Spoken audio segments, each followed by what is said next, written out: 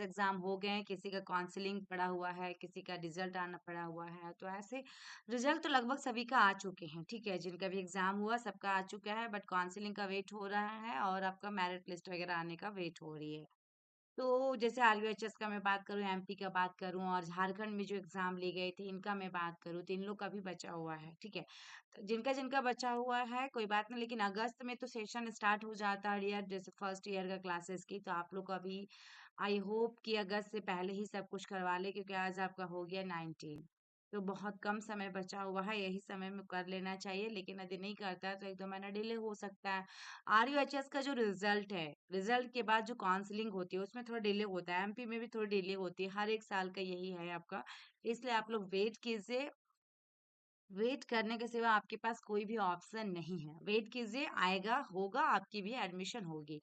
हम 2026 के लिए क्लासेस लेकर आए हैं, क्लासेस लॉन्च हो चुका है, स्टार्ट भी हो चुका है 10 जुलाई से ही, क्योंकि बच्चे यदि एक साल पूरा पढ़ते हैं प्रॉपर तरीके से तो चांसेस होती हैं, चाहे वो एम्स में निकालना हो, पीजीआईएमआर में, एबीवीएमयू की मैं बात करूं, एमपी की बात करूं या बाबा फरीदाबाद की बात करूं, झारखंड, बिहार, सीजी, उत्तराखंड या ऑल स्टेट से, आप कहीं से भी, उड़ीसा, तो इन सभी जगह से हैं और एंट्रेंस एग्जाम तैयारी करना चाहते हैं और निकालना चाहते हैं एमएससी नर्सिंग और पोस्ट बेसिक बीएससी नर्सिंग के लिए, तो डेफिनेटली वेद नर्सिंग क्लासेस को ऐप को डाउनलोड करें, वेद नर्सिंग क्लासेस को फॉलो कीजिए और वेद नर्सिंग क्लासेस में ज्वाइन कीजिए। तो आइए हम स्टार्ट करते हैं। आज का जो पहला क्वेश्चन है, देखते हैं क्या पूछा गया है पहला क्वेश्चन में। क्वेश्चन जो है काफी इंपॉर्टेंट क्वेश्चन लेकर आए जो एग्जाम में पूछा गया है, ठीक है। IGNOU post basic BSc nursing जो भी प्रिपरेशन करना चाहते हैं उनके लिए भी हमारे यहाँ क्लासेस स्टार्ट है, जो दिसंबर में फॉर्म आने वाली है 2025 में। तो यहाँ पे देखिएगा, which of the following is not the principle of organisation, निम्नलिखित में से कौन सा संगठन का सिद्धांत नहीं है, not the principle of organisation. तो ऑप्शन ए में आपके पास देख लीजिए क्या है, हायरार्की है, बी में डेलीगेशन है, सी में स्पान ऑफ कंट्रोल है, डी में आपको देखेगा परवेसिवनेस है। ओके, तो राइट आंसर इसमें ऑप्शन डी जाएगा। इसमें 3 ऑप्शन होगा, hierarchy, delegation, span of control, ये सारे किसके प्रिंसिपल है, ऑर्गेनाइजेशन के प्रिंसिपल हैं। ठीक है, यहाँ पे देखिएगा pervasiveness is the not principle of organisation. 6 principle होती हैं ऑर्गेनाइजेशन का, जिसमें किनके द्वारा दिया गया, हेनरी फॉयल के द्वारा।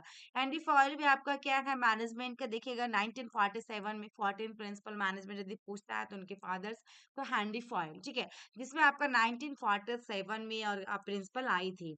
Hierarchy, span of control, integration V S disintegration, centralisation V S decentralisation, unity of command और डेलीगेशन, ये 6.6 प्रिंसिपल है किसका, आपका प्रिंसिपल ऑफ ऑर्गेनाइजेशन के 6 प्रिंसिपल हैं, जिसमें हिरार्की है, स्पान ऑफ कंट्रोल है, इंटीग्रेशन और disintegration, centralisation decentralisation, unity of command और डेलीगेशन। ओके, नेक्स्ट क्वेश्चन देखिएगा, the level of conversation in which no sharing of one self occur is, यहाँ पे देखिएगा कि बातचीत का वह स्तर जिसमें स्वयं का कोई भी साझाकरण नहीं होता है, no sharing of one self occurs. Option A में देखिएगा ओपन कन्वर्सेशन, लेवल 5 में देखिएगा क्लिस कन्वर्सेशन, लेवल 4 में रिपोर्टिंग ऑफ फैक्ट्स और लेवल 2 में स्पॉन्टेनियस कन्वर्सेशन।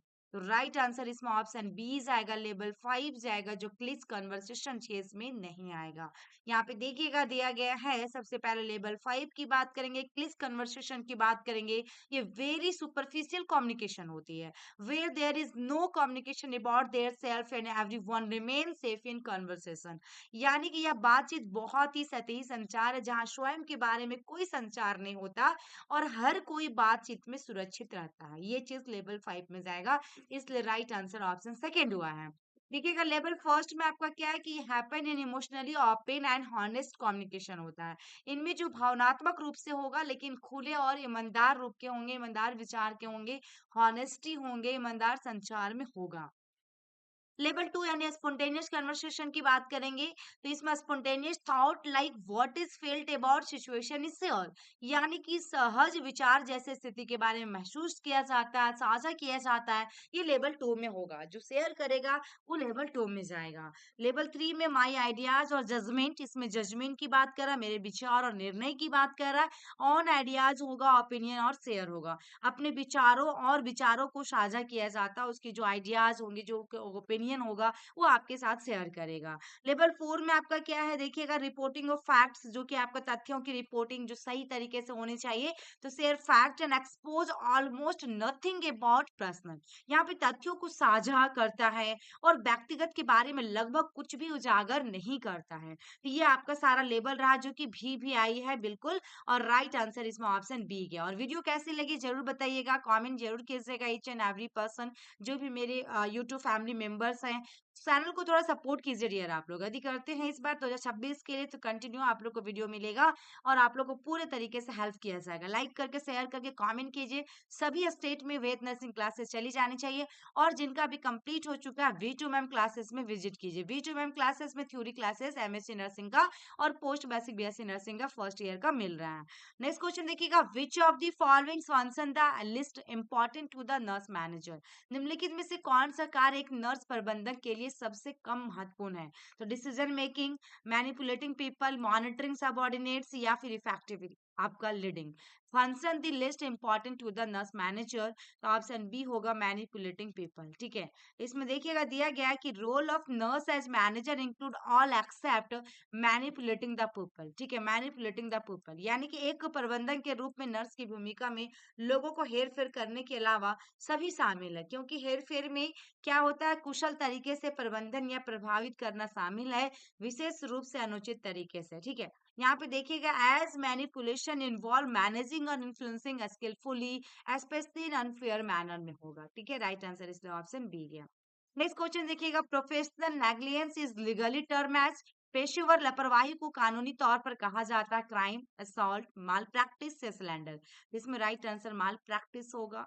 यहाँ पे देखिएगा कि माल प्रैक्टिस क्या है, तो malpractice is a professional liability based on the negligence and includes professional, इसमें मिसकंडक्ट, ब्रीच ऑफ ड्यूटी और standard of care, illegal or immoral conduct, or failure to exercise reasonable skills, all of which lead to harm। यानी कि कुदाचार, माल practice की हिंदी क्या होता है, कुदाचार। इसमें लापरवाही पर एक आधारित पेशेवर दायित्व है, और इसमें पेशेवर कदाचार कर्तव्य और उल्लंघन या देखभाल के मानव अवैध या अनैतिक आचरण या उचित कौशल का प्रयोग करने में विफलता शामिल है, जो सभी नुकसान पहुंचाते हैं। क्राइम में देखिएगा क्या होता है, offence and is punishable by law, यानी कि अपराध एक अपराध है जो कि कानून द्वारा दंडनीय होता है। एंड असॉल्ट में आपका क्या होगा, इसमें इन्फ्लिक्टिंग फिजिकल हार्म होगा, अनवांटेड फिजिकल कांटेक्ट होगा अपॉन टू या पर्सन, या हमला किसी व्यक्ति को शारीरिक नुकसान पहुंचाने या अवांछित शारीरिक संपन्न करने की क्रिया है। स्लैंडर में क्या होता है कि crime of making false spoken statement damaging to person reputation, बदनामी किसी व्यक्ति के प्रतिष्ठा को नुकसान पहुंचाने वाले झूठ बयान देने के अपराध को संदर्भित करती है। वेरी वेरी इंपॉर्टेंट क्वेश्चन था डियर। नेक्स्ट क्वेश्चन देखिएगा क्या पूछा है कि the process that enable one to access a nurse और या फिजिशियंस वाई टेलीफोनिक और computer, that is called telephonic, या कंप्यूटर से हो सकता है उसको क्या कहेंगे, टेली हेल्थ कहेंगे, ई मेडिसिन कहेंगे, क्वालिटी एश्योरेंस कहेंगे, डिस्टेंस कंसल्टेशन कहेंगे। तो राइट आंसर टेली हेल्थ कहा जाएगा। क्या होगा, टेली हेल्थ होगा। Telehealth involve the distribution of health related services and information by electronic information and telecommunication technologies। Telehealth में इलेक्ट्रॉनिक सूचना और दूर संचार प्रौद्योगिकी के माध्यम से स्वास्थ्य संबंधी सेवाओं और सूचनाओं का वितरण शामिल है। दूसरे में डिस्टेंस कंसल्टेशन में देखिएगा come under the ambient of telehealth, यानी कि दूरस्थ परामर्श टेली हेल्थ को दायरे में आता है। तीसरा में ई मेडिसिन में क्या है, ये refer to electronic collections of medical information and record about the person that can store in the computer. ठीक है ना, ई मेडिसिन क्या है कि इसमें इलेक्ट्रॉनिक कलेक्शंस होता है ऑफ द मेडिकल इंफॉर्मेशन की, और रिकॉर्ड किया जाता है about the person that can be store in the computer. Next question देखिएगा क्या डियर, यहाँ पे द कमीशन ऑफ या omission, commission या omission of an act that is reasonably a prudent person would have performed in a similar situation, thus causing harm to another person is called। किसी ऐसे कार्य का किया जाना या चुकना जिसे एक विवेकपूर्ण व्यक्ति ने समान स्थिति में किया होता और इस प्रकार किसी अन्य व्यक्ति को नुकसान पहुंचाता है, ये आपका नेग्लिजेंस कहलाएगा, इलेबल कहलाएगा, सिलेंडर कहलाएगा, सॉल्ट कहलाएगा। तो राइट आंसर इसमें ऑप्शन ये होगा नेग्लिजेंस। देखिएगा, एन अनइंटेंशनल टोट is one that is negligent. यानी कि एक अनजाने में होने वाला अपकृत्य वह है जो जानबूझकर किया गया अपकृत्य है। देखिएगा, opposed in intentional torts which are torts done laboratory, intentional torts include assault आएगा, इसमें बैटरी आएगा, फॉल्स आपका इम्प्रोसोनमेंट आएगा, intentional implication of emotional distress होगा, लिबल स्लैंडर एंड आपका ट्रेस पासिंग। ठीक है, इसमें राइट आंसर ऑप्शन ए गया। नेक्स्ट क्वेश्चन और लास्ट है जो आपके लिए दिया जा रहा है डियर, इसमें which of the following situation is consider as an intentional tort. निम्नलिखित में से कौन स्थिति, निम्नलिखित में से किस स्थिति को जानबूझकर अपकृत माना जाता है, क्वेश्चन में ये पूछा है। यदि वीडियो अच्छा लगा है तो लॉन्ग वीडियो के लिए आप लोग कमेंट कीजिएगा, ज्यादा से ज्यादा क्वेश्चन आप लोग को दी जाएगी, क्वेश्चन आपको मिलेगा, नंबर ऑफ क्वेश्चन इंक्रीज होंगे डेली बेसिस पे, बट आप लोग को सपोर्ट रहेगा डियर, आप लोग भी सपोर्ट करें और मैं आप लोग के लिए पूरा कंप्लीटली क्लासेस सब स्टार्ट कर चुकी हूँ, तो डेली बेसिस पे आप लोग को दी जाएगी सारे सब्जेक्ट की।